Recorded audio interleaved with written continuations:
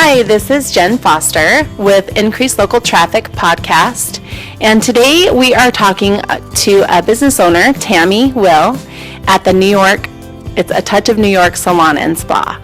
And Tammy, why don't you just tell us a little bit about yourself? Hi, I'm Tammy Will. I'm with A Touch of New York Salon and Spa. I am originally from New York, and we've opened our salon here in Utah. We've been here a year and a half, been in this business for over 25 years.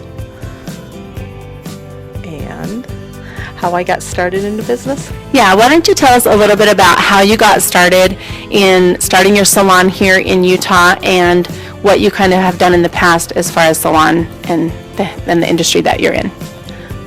Getting started here in Utah, I noticed that the climate is definitely different. I wanted to cater to professionals. We wanted to make them feel as comfortable and as like royalty, so we give them free hand paraffin treatments. We call them our replenishing treatments, considering the atmosphere is very dry in Utah. Facials, we give the men nice hot towel facials. We give women facials. We give a haircut. We serve you a little bit of food, little cheese and crackers and fruit. We keep it healthy and clean. And we make sure that we take care of our clients in between, so they're always looking professional. So you're going to get New York quality and excellence.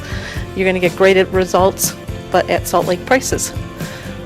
That's great. And so you owned salons in New York before you owned the salon here in Utah, right? Yes. Yes, we owned a salon called a Cute Cut Nail Salon.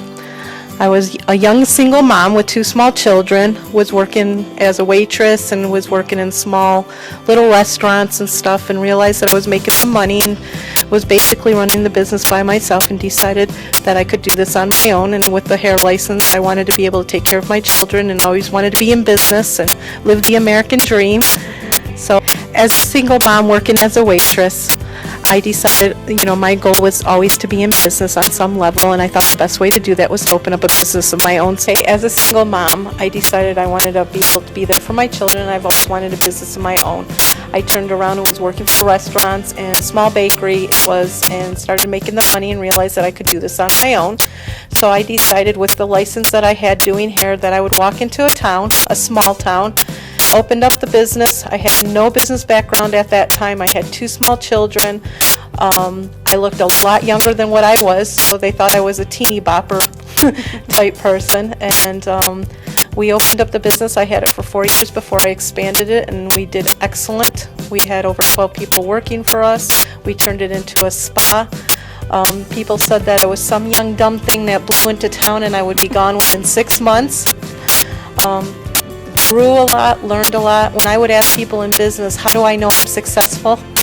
All I would get, well, are your doors open and your bills paid? Well, being a single mom, you have to be very conscious and frugal. So that was one of the first priorities, to make sure those things were taken care of, but I needed more.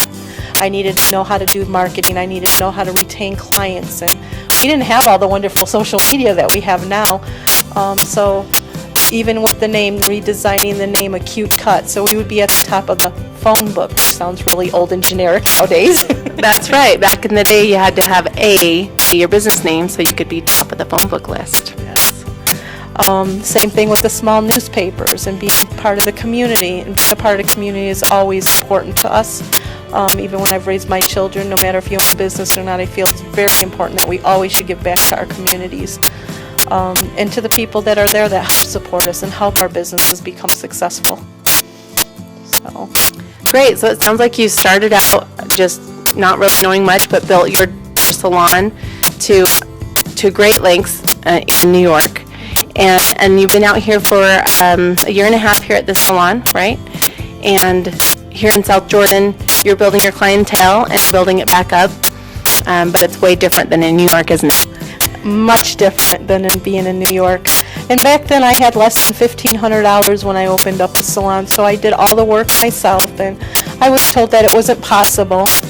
And when you want something bad enough and you're a little more naive at that time, you don't even think about what can't be done. You just go for it because you know it can be done. And when you have that type of knowledge and you're starting off from scratch in a new place with a new marketing, now that I have all this education, business background, I understand what marketing, I understand what branding is, I understand what keeping in contact with your with your clientele and finding out clientele needs, what they want. You know, when people open up businesses, a lot of times they think, well, it's what you want as a business owner, and it's really not. You really need to, you can start off a business plan and have a main idea and a goal and a concept, but it really, the clientele that comes through your doors really determines what their needs are. And with social media and with all the other aspects that we have, our clients now are very transparent, and they tell us what they want and they tell us what we need. So we're able to cater to them. We're able to give them the best quality of what we have. We're able to educate them, and it brings in more business. That's awesome. That's always one thing that I try to do in my business as well, is look at what are the needs of my clients. What is it that they need? And can I offer that to them? And if I can't, how do I get them that service or that product by having someone else in your database that you can refer them to? A lot of people forget that benefits and features, you know, the things that we offer, features, we have different, you know, products and different hair services. But what are the benefits? The benefits is having easy accessibility. You can go online and book your own appointments now. Back 20 years ago, it was just a concept, and looking at that equipment was going to cost over $25,000, and we didn't have any of this here. So, you know, I'm grateful for that, you know, making people's lives easier. You know, they need to have that easy. You can still get great quality, but you don't have to be an in and out job. We don't have to get you done in 5 minutes. We can take care of you, and we can pamper you, you know. So the different things of what we offer for the benefits of this salon and this atmosphere, it could be completely different than what other people offer, and we're looking at our client.